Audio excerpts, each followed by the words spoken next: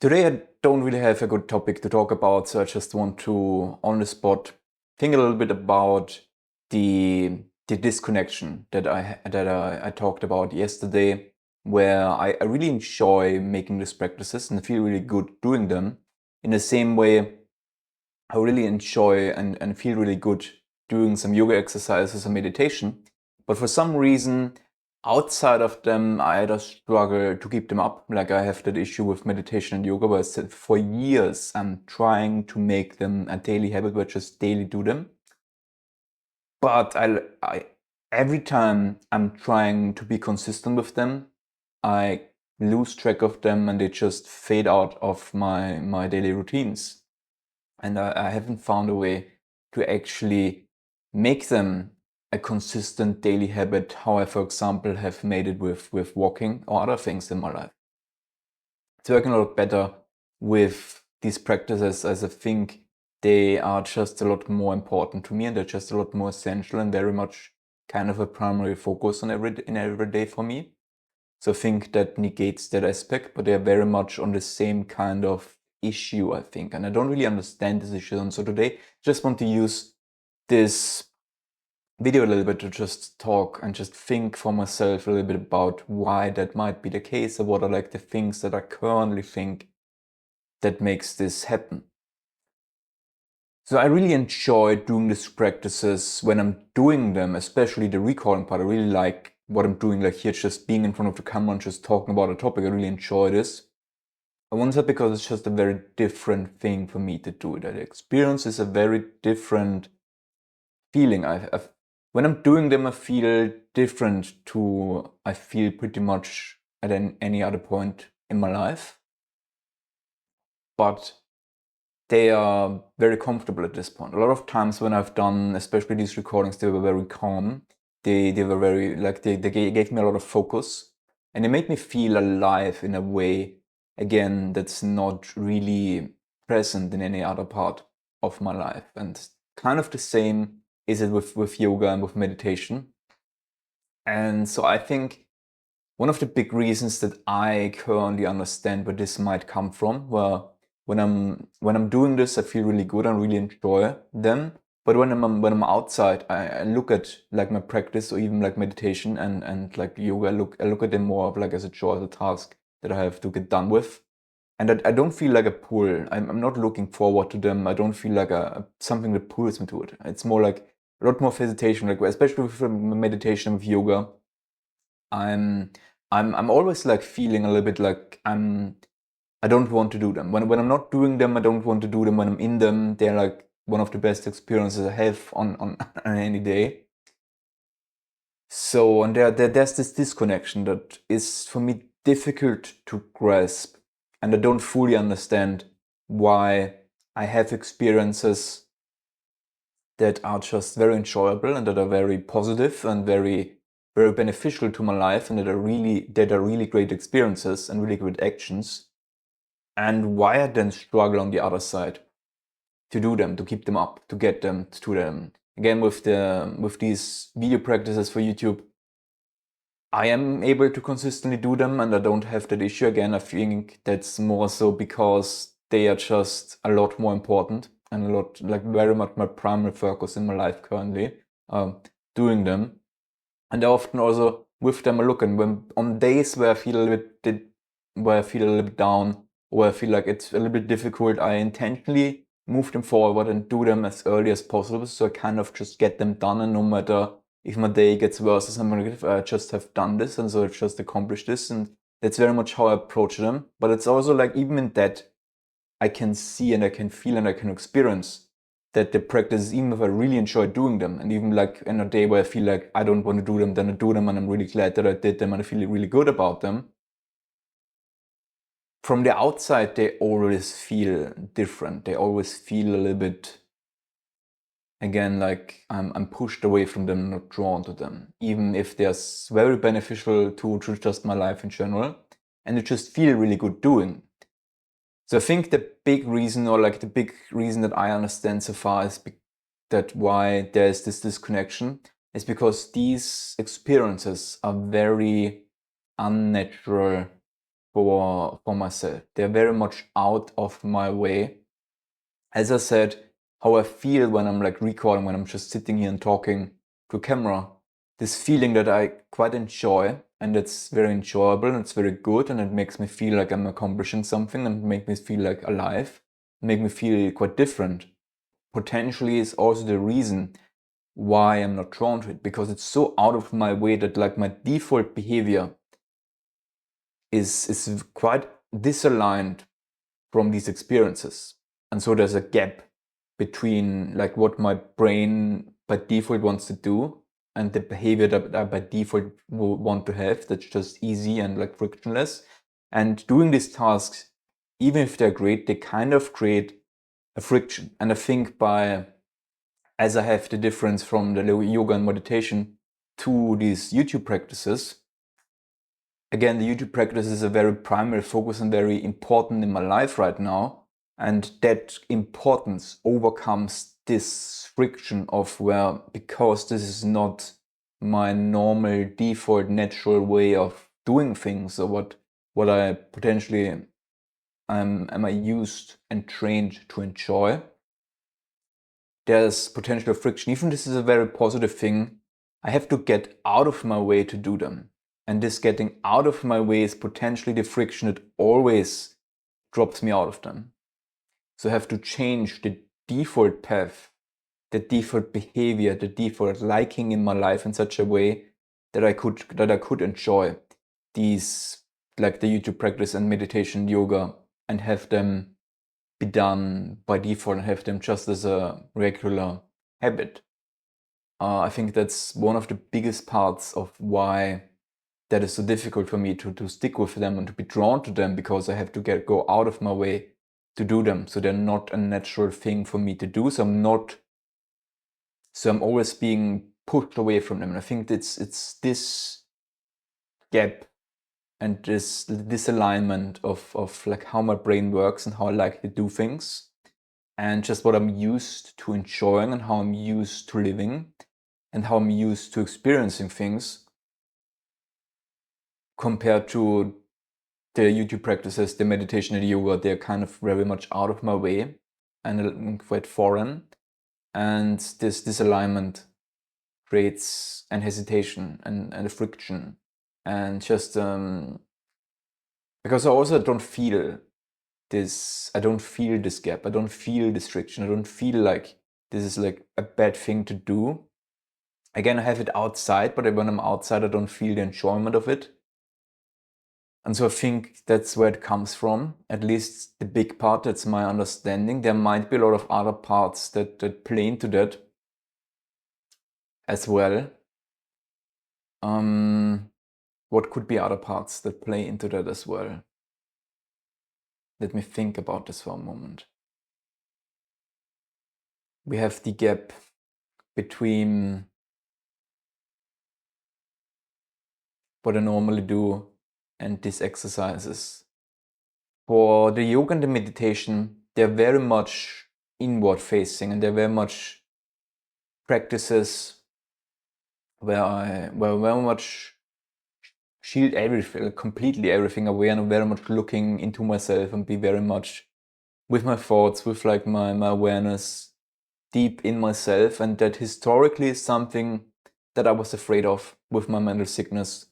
I very much had issues being so deep in myself, and it was quite a danger. There was quite a long part of my life where doing that and just being alone with myself and being alone very deep into myself without any kind of distraction, that was for a long part of my life very dangerous. So I think in that aspect, it's also this side of just looking into myself and being very much alone with myself and focusing on that is something that historically I was afraid of. So there's a pull away from this. Of course, I also have that with this YouTube practice. They are like very much on the other side. It's not like the look inward with the YouTube practice. I have it more so the fear of the rejection that I'm trying to overcome with these practices and trying to normalize this expression, like putting myself out there, is also something that's very much something where I have just historic fears that would trigger doing this in both areas. I don't experience these fears, but just because I don't experience them when I'm doing it or even outside of them, doesn't mean that these fears, because they're in me, doesn't mean that they're not influencing my behavior around all of these things. So I think my historic fears with both of these areas of like meditation and yoga as a form of meditation, and with the meditation, the fears, I'm also being alone with myself, being very aware of myself, looking very deep into myself and not having any kind of distraction, having to be very much on my own and embracing it a little bit is very much something that historically I was afraid of. And with YouTube, it's more so expressing myself, showing some work, just being publicly visible, which creates a vulnerability and is can very much trigger my emotions of being rejected or not being good enough. So I have fears, different fears in both these areas that might cause this, even if I don't feel these fears, that make it difficult for me to do these actions, because just inherently, like subconscious, they push me away from it, which very much what I'm experiencing. There's always something that pushes me away from these actions, from these experiences of just doing them consistently. And it might be one puzzle element of that construct of being pushed away from doing that and just having an easy time doing something that's very enjoyable and very good and very beneficial.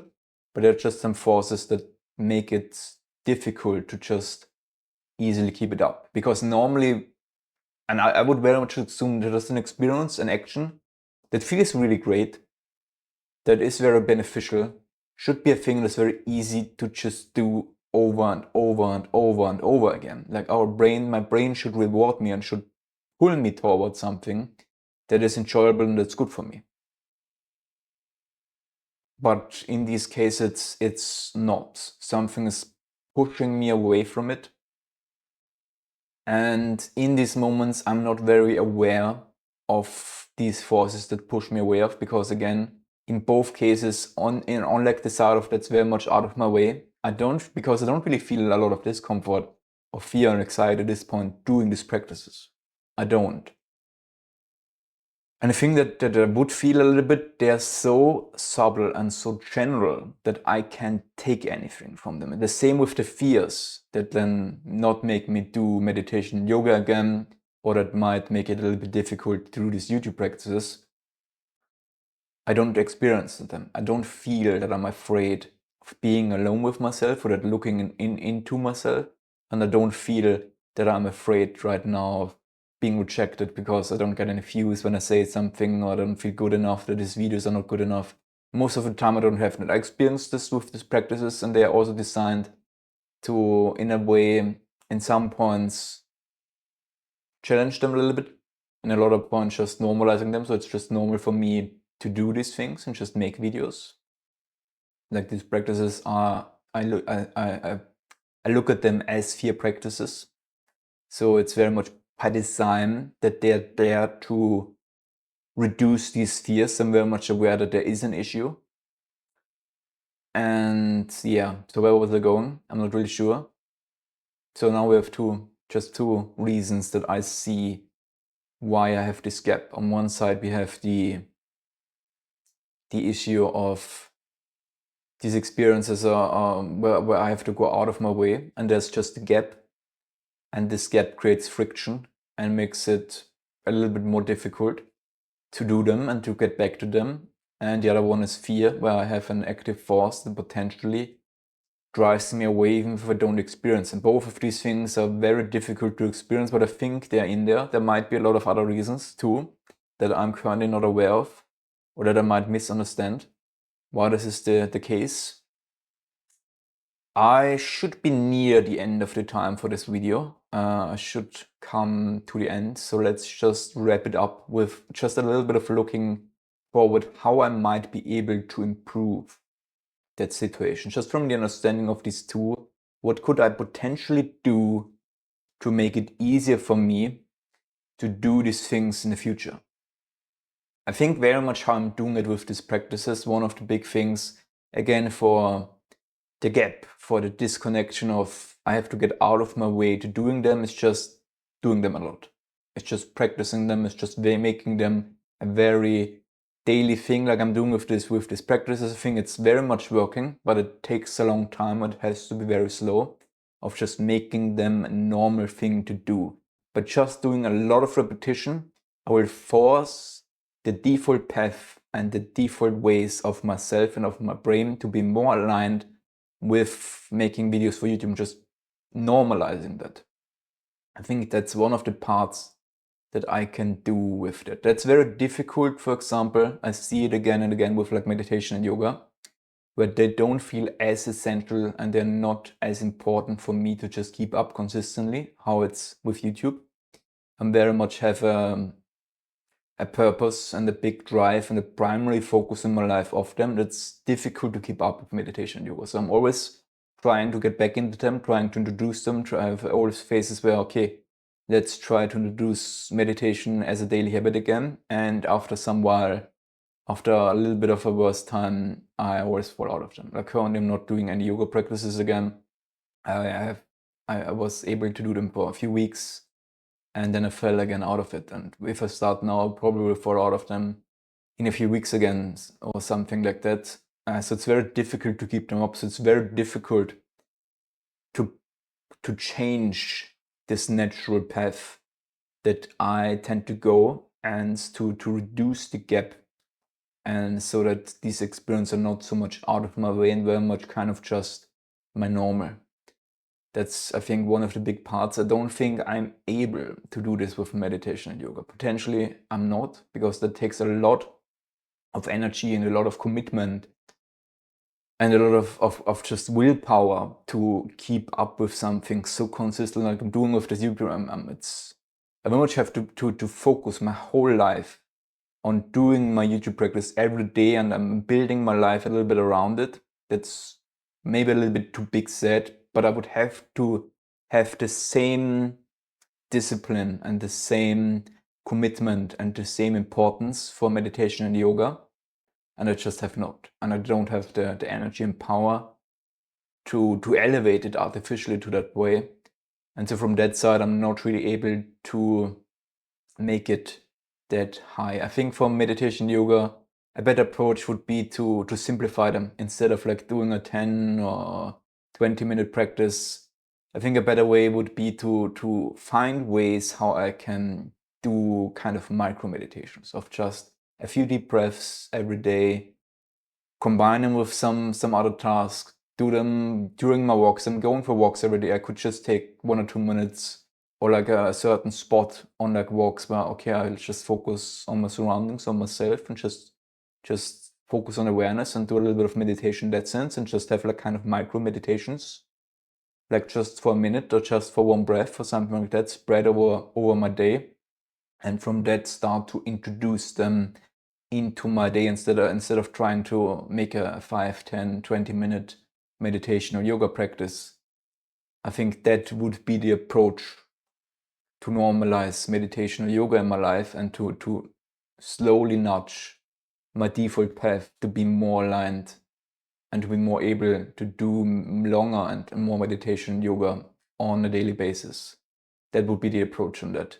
With the fear sides, again, for the YouTube practice, I'm very much focusing on the fear, and there it's very much important to not experience it.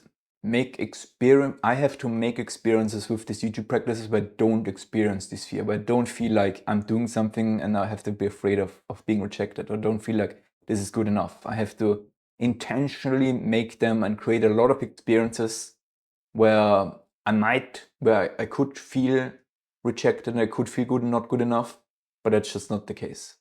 And that just doesn't happen. And the fears, so I have to create experiences where my fears are invalid, where they're invalidated by the experience, and I just feel like they're good and they're fun and they're enjoyable and they're great and they're beneficial for me. And in that way, slowly over time reduce the impact of the fear that it has. these experiences, yoga practices, anti-meditation yoga, they're not emotionally strong enough to have a big impact on my behavior. Positive emotions, they just don't really create that strong of positive emotions, so that the positive emotions themselves are really able to carry these experiences.